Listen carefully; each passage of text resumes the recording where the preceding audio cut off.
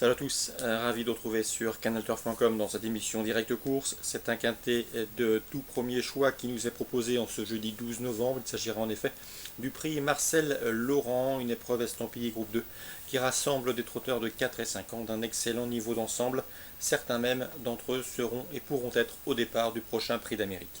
Mon préféré pour cette épreuve est un Scandinave, le numéro 6, Pushai, un cheval qui a déjà gagné au niveau groupe 1 en Suède, un cheval de tout premier plan. Sachez qu'il possède des lignes excellentes, il a hérité d'un numéro correct derrière les ailes de la voiture, il fait partie des meilleurs de sa promotion en Scandinavie.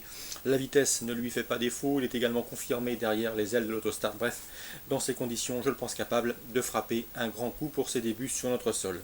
Je lui poserai le numéro 3, Aladin des Cajoles, qui n'est autre que le tenant du titre, un cheval qui a donc en effet remporté cette course l'an dernier avant de se classer 5e du prix d'Amérique au mois de janvier. Il a effectué une course de rentrée victorieuse le mois dernier à Volvega.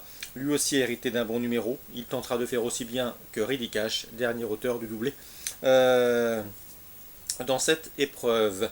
Le 7, Bird Parker, autre cheval de tout premier plan, un double lauréat classique, prix de Vincennes sous la selle et critérium au trot attelé, le critérium des 4 ans. Le cheval aura toutefois ici contre lui de découvrir le tracé de 2007 Grande Piste, d'effectuer une course de rentrée, et son numéro en dehors, derrière les ailes de l'Autostart, n'a rien à cadeau, mais son potentiel peut pallier ces petits bémols. Le 4, Backfire, attention à cette jument scandinave, c'est une jument de tout premier plan. Elle a déjà eu l'occasion de se produire l'hiver dernier sur notre sol, où elle a notamment terminé 3e du Critérium Continental, où ce jour-là, elle devançait un certain Aladin des Cajoles qu'elle retrouve ici. Elle revient ici dans l'Hexagone, animée de très solides et sérieuses ambitions. 6, 3, 7, 4, priorité à ces 4 concurrents pour ce rendez-vous. Ensuite, je retiendrai le 2, Red Rose America, qui a rejoint l'écurie de Fabrice Soulois un petit peu avant l'été, qui n'a encore jamais gagné sur le sol français, mais qui compte 4 podiums en autant de tentatives dans l'Hexagone. La vitesse, pas de problème, déféré des 4 pieds, Franck Nivard, autant d'atouts qui lui vaudront des supporters. Le numéro 9, Ave Avis, fin août, à Vincennes, il a épinglé le plus joli fleuron de son palmarès en faisant sien le critérium des 5 ans. Ensuite, le cheval a goûté à quelques semaines de repos, il a maintenant 2 courses de remise en route dans les jambes.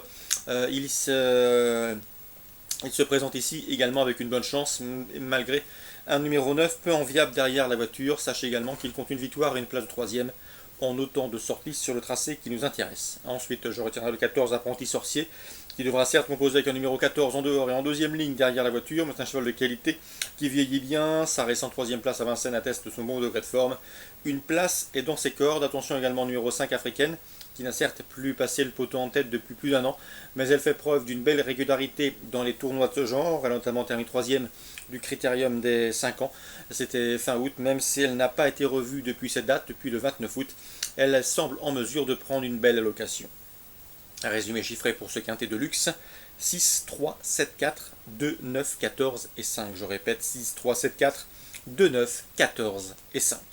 Concernant la suite du programme à Vincennes, dans la deuxième, j'aime beaucoup le 213 Bauloise Girl, une jument qui a eu l'occasion de briller l'hiver dernier à Vincennes dans des lots de même facture, et notamment sur ce tracé. Il faut à mon avis commencer à lui faire confiance. Elle constitue une rivale sérieuse pour le 210 Bambina Blue, qui a bien gagné dernièrement à Vincennes. C'était sous la selle mais sur la petite piste. Et le 211 Bakerloo Lynn.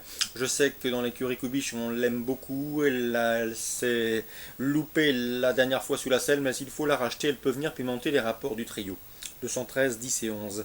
Dans la suivante, j'aime beaucoup le 308 Archibald, qui sera ici déféré des 4 pieds pour la première fois de sa carrière et qui est au mieux. C'est un lauréat en puissance. Le 314 Aubrieux du Gers, déféré des postérieurs pour cet objectif, conduira l'opposition. 308 et 314.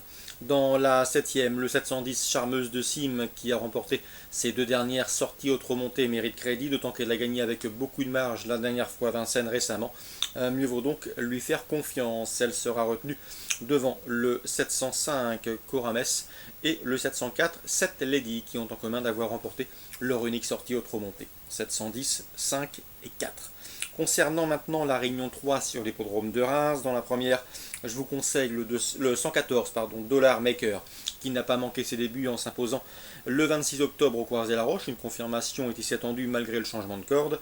Le 107 mérite également crédit Dino Dugoutier, un cheval qui est à l'évidence proche d'un premier succès. 114 et 107.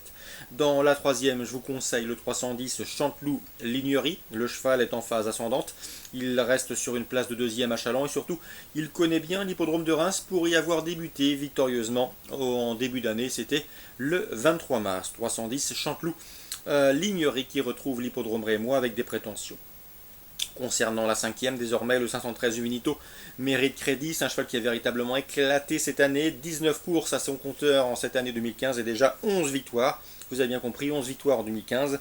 Une performance qui mérite d'être soulignée. Sachez qu'il a gagné avec de la marge récemment à Saint-Brieuc. Rien ne s'oppose à une confirmation après ce succès briochin le 1er novembre. Ensuite, dans la sixième, j'ai pu m'entretenir avec Stéphane Prioul, l'entraîneur du 614, à savoir Co Lovely 4. Il est confiant, d'après lui, sa protégée doit pouvoir terminer sur le podium de cette course. Elle est assez pratique, elle est assez volontaire, c'est une excellente droitière, elle est en forme et à la faveur d'un bon scénario de course, elle devrait pouvoir terminer sur le podium. On lui posera le 602, à savoir Cubana, 3 courses à son actif et 3 podiums dont un succès difficile d'aller contre. 614 et 602. Je termine avec la 9e. J'aime beaucoup le 905 Unoki.